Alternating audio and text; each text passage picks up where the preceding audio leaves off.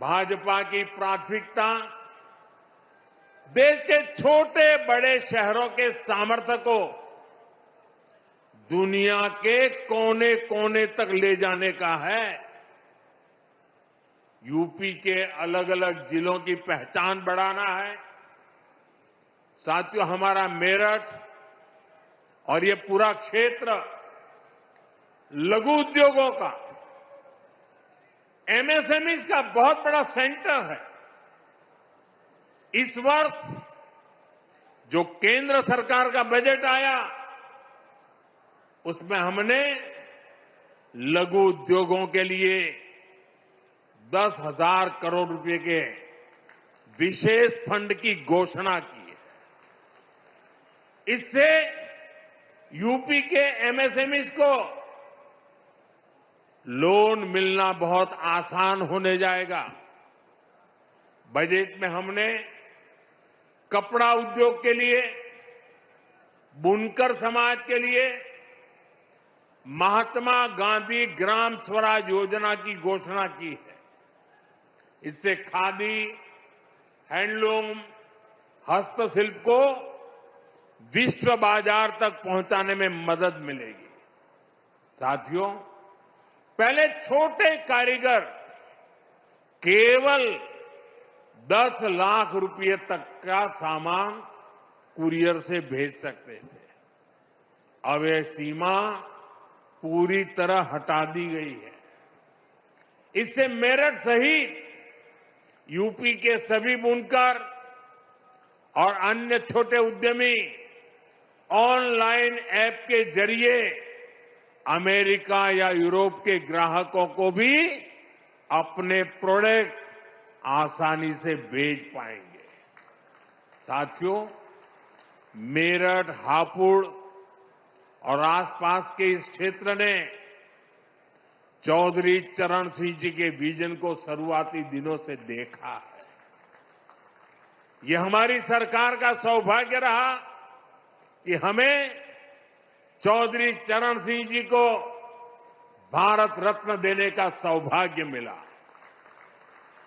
भाजपा की double engine सरकार उनके विजन पर चलते हुए किसानों की आय बढ़ाने के लगातार काम कर रही है। इसके लिए फूड प्रोसेसिंग पर बहुत बल दिया जा रहा है। पीएम किसान सम्मान निधि का पैसा भी छोटे किसानों के बहुत काम आ रहा है। अब तक यूपी के किसानों को पीएम किसान सम्मान निधि के तहत लगभग 95,000 करोड़ रुपए मिल चुके हैं। इसमें मेरठ के किसानों को भी लगभग 800 करोड़ रुपए मिले हैं। भाइयों और बहनों, एक तरफ आज देशवासी भारत को विकसित बनाने के लिए दिन रात मेहनत कर रहे हैं, लेकिन देश में ही कुछ राजनीतिक दल है जो भारत की सफलता को पचा नहीं पा रहे। अभी आपने देखा, भारत में दुनिया का सबसे बड़ा एआई सम्मेलन हुआ। दुनिया भर के 80 से अधिक देशों के प्रतिनिधि दिल्ली आए। दुनिया के करीब 20 देशों के राष्ट्राध्यक्ष भारत आए। लाखों लोग हिंदुस्तान के कोने कोने से दिल्ली में जुटे थे।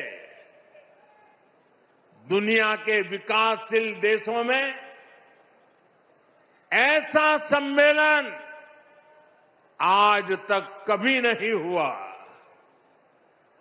मैं जरा मेरठ के लोगों को पूछना चाहता हूं, ये जो एआई सम्मेलन हुआ, आपको गर्व हुआ कि नहीं हुआ?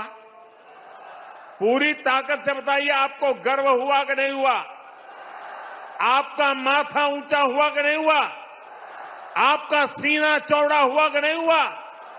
ये काम भारत के लिए हुआ कि नहीं हुआ है? भारत के युवाओं के लिए हुआ है कि नहीं हुआ है? भारत के भाग्य को बदलने के लिए हुआ है कि नहीं हुआ है? 21वीं सदी में लीडरशिप लेने के लिए हुआ है कि नहीं हुआ है? पूरा देश गर्व से भर गया।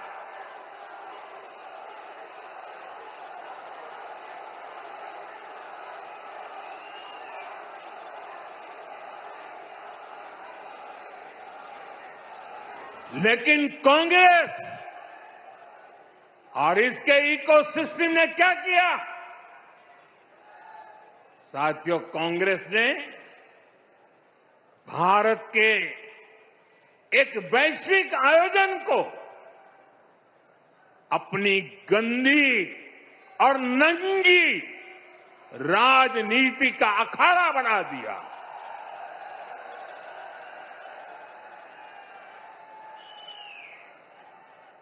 समारोह स्थल पर विदेशी अतिथियों के सामने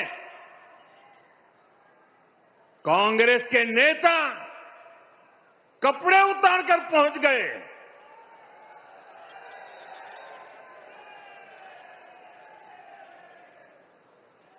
मैं कांग्रेस वालों को पूछता हूं, देश तो जानता है आप पहले से ही नंगे हो, फिर कपड़े उतारने की जरूरत क्या पड़ी?